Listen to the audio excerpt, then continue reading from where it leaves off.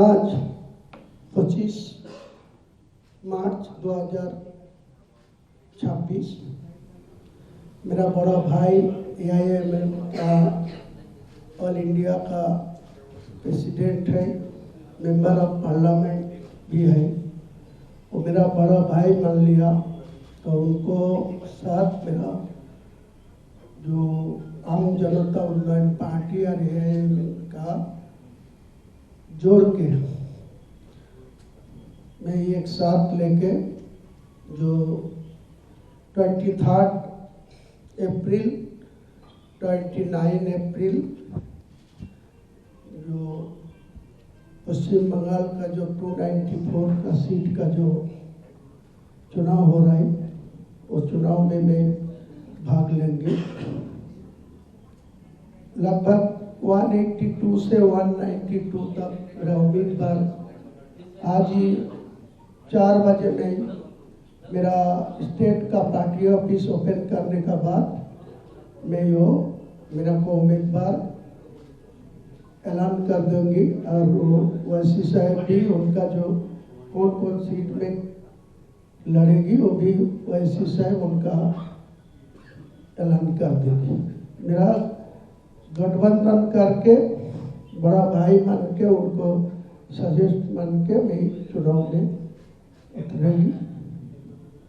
मेरा कौन कौन है, कौन कौन उम्मीदवार है, कितना सीट में है, उनका कौन कौन सीट में है, वो फैसला मैं रात में ले लिया। वो रात में जो फैसला हुआ बड़ा भाई को साथ सलाह परामर्श करके, तो वही निर्णय रहेगा।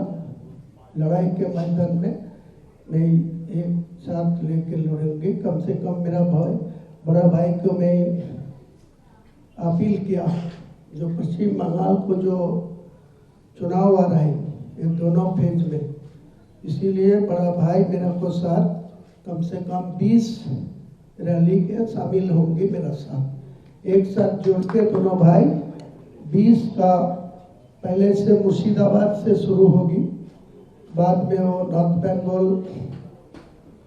मालदा, बीरभूम, मुर्शिदाबाद, उत्तर दिनाजपुर लेके आसनसोल लेके लास्ट तक वो कलकत्ता तक पूरे 20 एक साथ में बड़ा भाई मेरे साथ रहेगी। मैं फर्स्ट प्रोग्राम करेगी 1 अप्रैल बहरमपुर से मेरा बड़ा भाई मौजूद रहेगी बेला 1 बजे। बहरमपुर के लाखों लोग को लेके मैं पहला सभा बड़ा भाई के लेके मैं करूँगी। बाद में कौन कौन डेट में 20 सभा बड़ा भाई मुझे साथ देगी। और उनको जो जो स्टेट लीडर है, बिहार का है, हैदराबाद का है, जितना जितना आएगी वो तो बाद में सब आपको सोचा जाएगी, सब लोग जब मिल जाएगी। तो मैं ज़्यादा कुछ बोलना चाहते हैं नहीं, तो अगले इलेक्शन जो 2 फेज में होने वाला है 23 29 अप्रैल 2026, इनको मेरा गठबंधन करके जोड़ के मेरा भाई जो निर्णय लेंगी, जो निर्देश देंगी, वही मान के मैं चलूँगी अगले दिन में।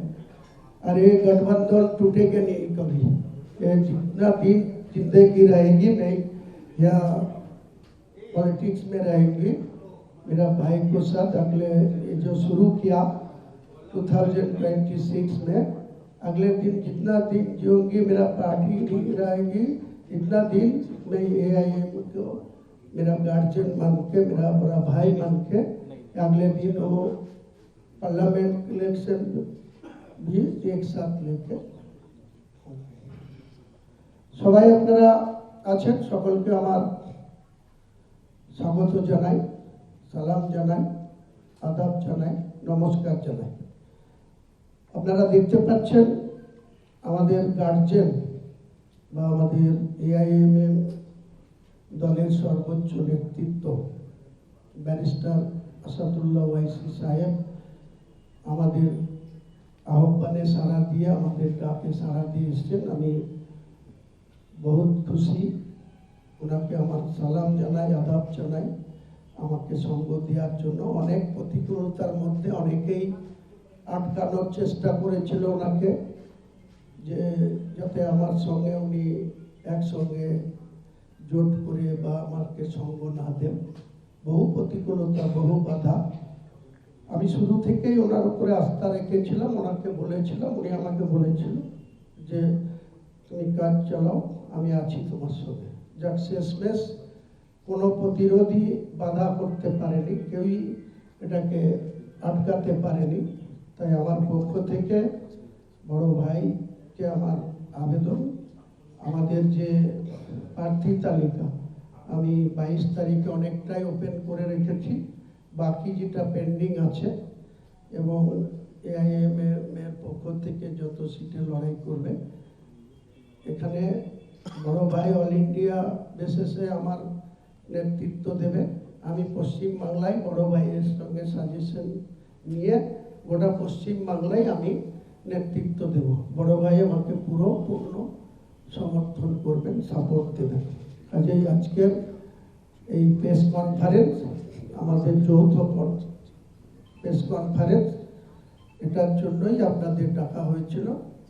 আমার পক্ষ থেকে আমি আবার একবার এআইএমএম এর সর্বোচ্চ নেতৃত্ব সহ স্টেটের ইমরান সোলাঙ্কি এবং অবজারভার অ্যাডভোকেট আদিল হোসেন সহ আমাদের দলের স্টেট লিডার আছে, ইউথ প্রেসিডেন্ট সোহেব আহমেদ কবির, আমার জেনারেল সেক্রেটারি ইয়াসির হায়দার, সবাইকে এবং আপনাদের যারা সাংবাদিক বন্ধু সকলকেই আমার পক্ষ থেকে 2026-এ যে নির্বাচন, আপনারা সঠিকভাবে সঠিক তথ্য প্রচার করুন।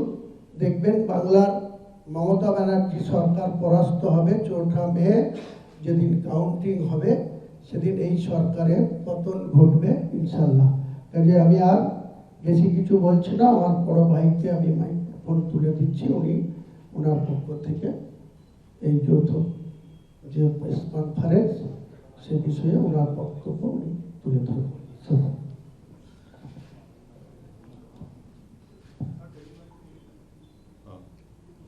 मैं आप तमाम का शुक्रिया अदा करता हूं कि आप लोग अपना कीमती वक्त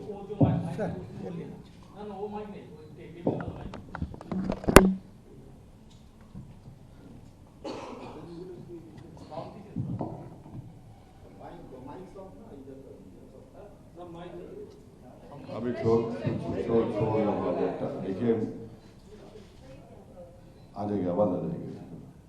आप तमाम का शुक्रिया कि आप सुबह में अपना कीमती वक्त निकाल कर यहाँ पर आए। जैसा कि आप जानते हैं कि हमारी पार्टी है AIMIM, वेस्ट बंगाल के इस असेंबली इलेक्शन में हम हमारे भाई जनाब हुमायूं कबीर साहब के साथ अलायंस में लड़ रहे हैं, और हमारी पूरी कोशिश होगी कि अलायंस कामयाब हो।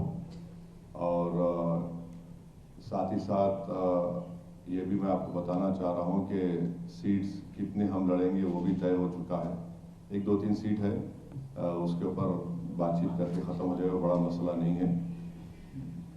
पूरी कोशिश यही है कि इस चुनाव में इस प्रदेश में मुस्लिम माइनॉरिटी की एक पॉलिटिकल लीडरशिप उभरे और स्ट्रेंथन हो, क्योंकि मेरा मानना यह है कि जितना गवर्नमेंट का एम्पिरिकल डेटा है, चाहे वो वेस्ट बंगाल का क्यों ना हो, गवर्नमेंट ऑफ इंडिया का हो या NSSO का डेटा हो, वो ये बताता है कि उन प्रदेशों में जहां पर मुस्लिम माइनॉरिटी का कोई पॉलिटिकल लीडरशिप नहीं है, उनके सोशल, इकोनॉमिक डेवलपमेंट या ह्यूमन डेवलपमेंट इंडिकेटर्स जो है बहुत ख़राब हैं।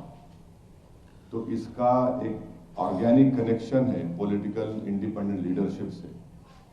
तो वो हमारी कोशिश होगी, और ये सिर्फ इस चुनाव की हद तक नहीं है, बल्कि ये अलायंस आगे भी जाएगा, हम आगे भी मिलकर काम करेंगे, और इस मकसद के तहत एक ऑब्जेक्टिव लेकर हम जनता के दरमियान में जा रहे हैं, और हमारे को यकीन है कि इंशाअल्लाह हम अपने इस पॉलिटिकल ऑब्जेक्टिव में कामयाबी हासिल करेंगे। मैं देख रहा हूं कि यहाँ पर 19 माइक हैं, और यूट्यूब चैनल्स के भी हमारे जिम्मेदार लोग हैं, प्रिंट मीडिया के भी होंगे। मेरी आपसे बस इतनी रिक्वेस्ट है कि मुझे यहाँ से 11:20 को निकलना है, तो आपको जितने सवालात करना है एक एक हमारे दोस्त जर्नलिस्ट पूछने के बाद दूसरों को मौका दीजिए। मैं यहाँ बैठा हूँ आपके सवालात का जवाब देने के लिए। और फिर जैसा कि हमारे भाई हुमायूं कबीर साहब ने कहा कि मैं 1 अप्रैल को भी आ रहा हूँ और वो नॉमिनेशन अपना दाखिल करेंगे अपने कॉन्स्टिट्यूंसी से, और फिर वहाँ पर भी हम एक बड़ी जनसभा करेंगे और हमारे जितने कैंडिडेट्स हैं उनको बी फॉर्म भी डिस्ट्रीब्यूट करेंगे, देंगे उनको। तो ये हमारी कोशिश है। मैं हुमायूं कबीर साहब का शुक्रिया अदा करता हूँ कि उन्होंने हमारे साथ अलायंस किया और हम लोग मिलकर आगे बढ़ेंगे। आपके कोई सवालात है तो आराम से पूछिए, कोई जल्दी नहीं है। माने टाइम लिमिट है, रिपीट मत करिए। एक सवाल करने के बाद दूसरा रिपीट मत करिए। हुमायूं कबीर के साथ आपका जो उसके लिए आपने सम्मति दिया है, इसके पीछे कारण क्या? एक, हुमायूं कबीर ने बाबरी मस्जिद बनाने का ऐलान किया, उसके बाद उसको सस्पेंड किया गया था। बाबरी को लेकर आपका मत और हुमायूं के साथ गठबंधन? देखिए, अगर आप कुरान को पढ़ेंगे तो कुरान में ये लिखा हुआ है कि अल्लाह के घर को वही लोग आबाद रखते हैं जो अल्लाह पर और आखिरत पर ईमान रखते हैं और अल्लाह के सिवा किसी से नहीं डरते। तो ये तो हर मुसलमान की ड्यूटी है कि वो मस्जिद को बनाए और बनाने के बाद उसको आबाद रखें, यानी नमाज पढ़े। सबसे बड़ा इशू वेस्ट बंगाल में जो है वो मुस्लिम एम्पावरमेंट का है, मुस्लिम माइनॉरिटी के एम्पावरमेंट का। वो हमारे लिए बहुत बड़ा अहम मुद्दा है। और दूसरी बात, आप जानते हैं कि बाबरी मस्जिद का जो सवाल है, सुप्रीम कोर्ट का जजमेंट आया, आप जाकर आप मेरा पास कमेंट्स देख सकते हैं। जब वो जजमेंट आया था, मैंने कहा था कि वो जजमेंट आस्था की बुनियाद पर दिया गया था और उसके बाद ऐसे कई चीजें उठेंगे, खुलेंगे, और वो हो रहा है। तो मेन मुद्दा क्या है कि मुस्लिम पॉलिटिकल एम्पावरमेंट, ये डेमोक्रेटिक प्रोसेस को हम इस्तेमाल करना है और उसमें हमको कॉन्फिडेंस है उस पूरे प्रोसेस में, और उसको हम साथ मिलकर लड़ रहे हैं, कामयाब होंगे। और लीडरशिप हुमायूं कबीर साहब की लीडरशिप में होगा, बनेगी, ये हमारी कोशिश है। बाबरी मस्जिद यहाँ पे बनना, वो क्या फिर से एक बार कंट्रोवर्सी पूरे देश में नहीं छेड़ देता है? देखिए, सबसे बड़ी बात यह है कि 5 लाख ओबीसी सर्टिफिकेट्स कैंसल हो गए, उसमें कई मुसलमानों के सर्टिफिकेट कैंसल हो गए। वो इशू नहीं है क्या? दूसरा, आप देख लीजिए कि ममता बनर्जी ने जो यहां पर कास्ट को निकाला ए से बी में और बी से ए में डाला, वो तो पूरे के पूरे मुस्लिम कास्ट थे। फिर यहां पर आप कितना नियरली 30% के करीब मुस्लिम पॉपुलेशन है, कितना गवर्नमेंट एम्प्लॉयमेंट में उनका रिप्रेजेंटेशन है? 7% है। कितने बच्चे स्कूल के बाहर हैं? कितने मुस्लिम बच्चे बच्चियां ग्रेजुएशन मुकम्मल नहीं कर पा रही हैं? आप मालदा मुर्शिदाबाद जाइए, जो वर्ल्ड हेल्थ ऑर्गेनाइजेशन का जो पैरामीटर्स है उससे बदतरीन अंडरग्राउंड पानी आर्सेनिक है। तो ये इश्यूज का डायरेक्ट कनेक्शन पॉलिटिकल लीडरशिप से है। और फिर इतने सालों से यहाँ की जनता ने टीएमसी को वोट दिया, आपने वोट लिया हमारा और नेता आप बन गए, लीडरशिप आपके हाथ में, मगर आपने जमीन पर क्या किया?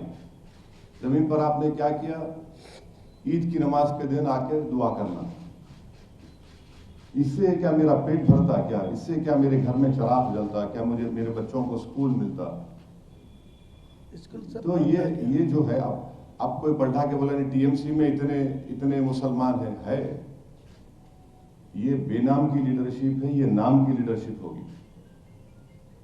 एक बात याद रखिए, बाबा साहेब अम्बेडकर को भी आप ही की तरह जर्नलिस्ट ने सवाल किया था बाबा साहेब से कि पार्लियामेंट में तो इतना रिजर्वेशन है शेड्यूल कास्ट को, आप कौन सी लीडरशिप की बात कर रहे हैं? तो बाबा साहब ने कहा था हाँ है, जितने लोग जीत कर जाते हैं वो अपना मुंह कब खोलते जब उनको अंगड़ाई लेने का है, ये फर्क है। सर एक और बात, सर शुरू से स्पेकुलेशन थी कि एआईएमआई वेस्ट बंगाल में एबीवीपी कौन सी पार्टी के साथ जाएगा। आपको आईएसएफ ने भी अप्रोच किया था एबीवीपी। सबको लगता है नॉर्थ बंगाल में वोट डाइवर्जन और सेग्रीगेशन में एयूजीपी बेस्ट ट्रीटेड है एआईएमआईएम की। वोट डाइवर्जन में क्यों बोलते हैं आप ऐसा? सर ऐसा पॉलिटिकली सरकार जा रहा है। ना कुछ भी नहीं। हम ये डाइवर्जन होगा, ये बड़ा ही इलिटिस्ट और बड़ा एंटाइटलमेंट की बात है। वोट डाइवर्जन होगा, हम बिलिटिल कर रहे हैं वोटर्स को इस तरह की बात करके। उनको इख्तियार है किसको वोट देंगे नहीं देंगे। सर लेकिन माइनॉरिटी वोट बैंक कौन सी पार्टी सबसे ज्यादा लेती आ रही है? एक बात सुनिए, सिर्फ माइनॉरिटीज तो वोट नहीं डालते ना बंगाल में, अपर कास्ट भी डालते हैं। अपर कास्ट नहीं डालते क्या वोट? अपर कास्ट वोट डालते हैं, उन पे क्यों नहीं बात होती? अदर बैकवर्ड कास्ट है वो भी वोट डालते हैं, दलित वोट डालते हैं, शेड्यूल्ड ट्राइब्स भी वोट डालते हैं, तो सब मिलके वोट डालते हैं ना। ये अलग बात है कि एक्सप्लॉइटेशन ज्यादा मुसलमानों का पॉलिटिकली हुआ है, उस एक्सप्लॉइटेशन को हम खत्म करना चाह रहे हैं, उस पर रोक लगाना चाह रहे हैं। और हम जो है अब हिस्सेदारी की बात कर रहे हैं, बराबरी की बात कर रहे हैं, सेल्फ एस्टीम की बात कर रहे हैं हम लोग, ये हम कोशिश कर रहे हैं सर। आपसे ये सवाल था सर कुछ नहीं। आपसे ये पूछना था कि इस बार के विधानसभा चुनाव में बाबरी मस्जिद इतनी अहम मुद्दा हो। देखिए साहब, हर मस्जिद मुसलमान के लिए अजीज होती है।